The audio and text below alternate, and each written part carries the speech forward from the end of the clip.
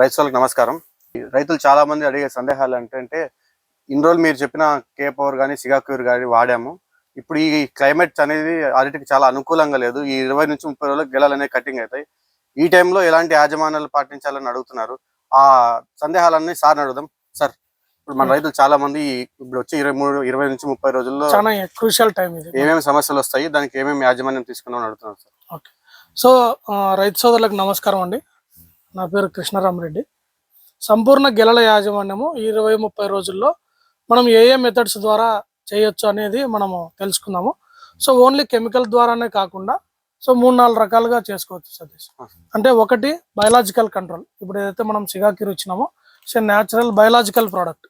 So ఇందులో bacillus pseudo subtilis ఉండడం వల్ల ఏమైందంటే సో ఇది చికటోకాను సమర్థవంతంగా కంట్రోల్ చేసింది. అంటే ఓన్లీ కెమికల్ కంట్రోల్ అంటే ఓన్లీ స్ప్రేయింగ్ ద్వారానే మనం కంట్రోల్ చేయొచ్చు అని కాకుండా ఒకటి chemical control, 2 biological control, so 3 వచ్చేసి క్రాప్ కేర్ కంట్రోల్. అంటే బంచ్ కవర్స్ కానీ ఇట్లా అంటే గెలకు కూడా మనం ఎక్కడైతే సిగటోకా ఎఫెక్టెడ్ ఎక్కువ ఉందో, తర్వాత మంచు విపరీతంగా పడి గెలల మీద 11 వరకు కూడా మంచు బిందువులు అట్లే ఉంటున్నాయో సో దాన్ని సిగటోకా నుంచి మంచు నుంచి కాపాడడానికి మనం సో బంచ్ కవర్ మేనేజ్మెంట్ చేసినాము. సో 4వది వచ్చేసి న్యూట్రియంట్ మేనేజ్మెంట్. సో ఈ దశలో గెలలకి వచ్చే 20 రోజుల్లో టైట్లు బాగా రావాలన్నా సో ఈ తోటి చూడండి ప్రతి గెల టైట్లు చాలా బాగా వచ్చాయి. సో ఇట్లా టైట్లు రావాలన్నా, తర్వాత గెలలకు మనం అందించిన పొటాష్ పూర్తిగా వినియోగంలోకి రావాలన్నా మనం కే పవర్ను రికమెండ్ చేసినాం. It's pure biological product.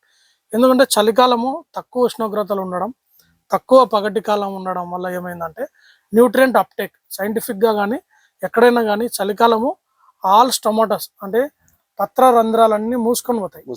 So ఎందుకు మనం ఎట్లయితే చలి నుంచి కాపాడుకోవడానికి చలిమంట కానీ దుప్పట్లు కానీ స్వెటర్స్ కానీ ఇట్లా కప్పుకుంటామో సో మొక్క కూడా న్యాచురల్గా ఈ చలిని ఒత్తిడిని తట్టుకోవడానికి తన ఫస్ట్ పత్ర రంధ్రాలను క్లోజ్ చేసుకుంటుంది. ఆకు మీద ఎప్పుడైతే నీటి శాతం ఉంటుందో మొక్క కింద నుంచి నీరు తీసుకోదు. నీరు తీసుకోవడం వల్ల న్యూట్రిషన్ కూడా మొక్కకు అందదు.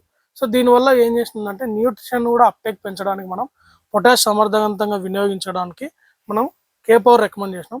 సో ఈ బ్యాక్టీరియా ఏం చేస్తుందంటే భూమిలో ఉన్న పొటాష్ మొక్కకు మొత్తాన్ని గెలకు మొత్తాన్ని అందించి ఉంటుంది. సో దీని మీద ఇంకా వచ్చే రోజుల్లో కూడా వీడియోలు తీస్తాం. కాబట్టి ఇప్పుడు రైతులు మన సైజులు రావడానికి కూడా మనం ఇప్పుడు కేమ్యాగ్ ఎలైట్ అని ఒకటి రికమెండ్ చేసినాం. అంటే potash, magnesium, sulphur. So magnesium ఏం చేస్తుంది, ఆకుల్లో పత్రహరితాన్ని పెంచడం, ఫోటోసింథసిస్ యాక్టివిటీ అంటే కిరణజన్య సంయోక్రియను పెంచడం, సో సూర్యరశ్మి నుంచి పిండి పదార్థాలు తయారు చేసుకొని కాయలోకి ఆ పిండి పదార్థాలను పంపించడానికి, సైజులు రావడానికి మెగ్నీషియం ఉపయోగపడుతుంది. ఎక్కువ రోజులు ఆకుపచ్చగా ఉంటాయి. సో సల్ఫర్ ఏంది, ఇదంతా కాల్షియం పైపొర సెల్ డివిజన్ కానీ ఈ కాల్షియం పైపొర ఏర్పడడానికి, మంచి ఆరోగ్యకరమైన పైపొర రావడానికి. సో గంధకం ఏం చేస్తుంది, లోపల ఉన్న పల్ప్ అవుటను కాయ సైజు షైనింగ్ను పెంచుతుంది. సో ఆ ప్రోడక్ట్ని కూడా మనం రికమెండ్ చేసినాం.